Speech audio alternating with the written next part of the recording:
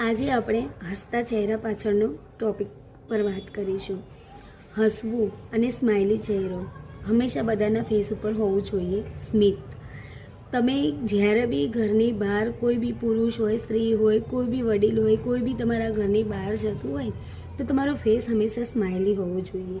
કે જેટલું હસતો ચહેરો સામેલી વ્યક્તિ જોવે ને તો એના બધા જ કામ સક્સેસફુલી થતા હોય છે. એટલે ઘણાના એવા ફેસ હોય છે કે આમ ઉતરેલી કડી જેવા કે જાણે જોઈએ ને આખો દિવસ ખરાબ જતો હોય છે.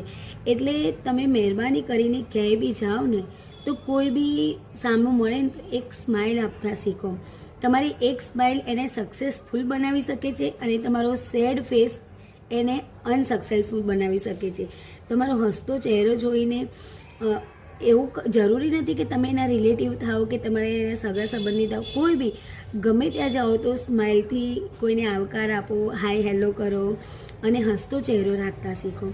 હસવાથી ઘણા લોકોના કામ બની જાય છે અને સેડ મૂડથી ઘણાના બગડી જાય છે. માટે કોઈ એવું ના કહેવું જોઈએ કે હું આનો ચહેરો જોઈને ગયો, આનો ફેસ જોઈને ગયો ને મારા કામ અટકી પડ્યા અને મારા કામ બગડી ગયા.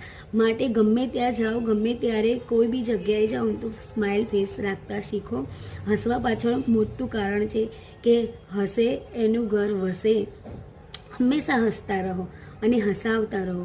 કોઈના જીવનમાં તકલીફ નથી હોતી, બધાના જીવનમાં તકલીફ હોય છે, ઝઘડા હોય છે, પણ એમાંથી બહાર નીકળીને આપણે ફરી પાછા એમની જોડે વાત તો કરવાની જ છે, એમની જોડે બેસવાનું જ છે. તો પછી આપણે ઝઘડો કરીને 2-5 મિનિટ સેડ મુમેન્ટ આવી જાય છે, પરંતુ એ બધું સાઈડમાં મૂકીને સ્માઇલી ફેસ રાખતા શીખો તો જીવનમાં જરૂર પ્રગતિ કરશો અને આગળ વધશો.